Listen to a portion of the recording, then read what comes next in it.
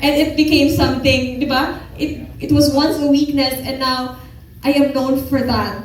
And that's why I always share this na maybe sa umpisa, feeling mo, ikaw na yung pinaka, weak sa team, pero yun pala, baka yung weakness na yun yung maging strength mo. Okay, so ito.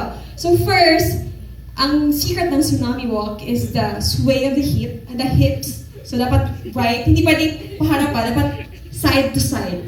Right, left, right. Okay, why? Dapat lahat kayo sumusunod. Right?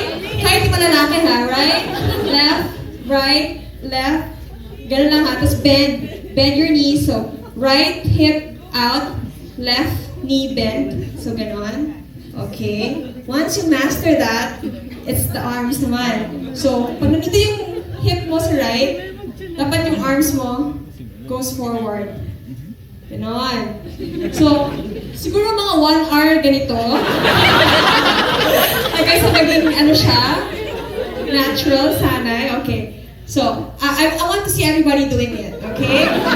1, 2, 3, go. Okay, right hip, left, right, left, right, left, right, left, right, left. Okay. So, yan yung secret. The next thing is, you have to apply it when you're walking. So, when the right hip goes out, that's the right foot forward. So, right, diba?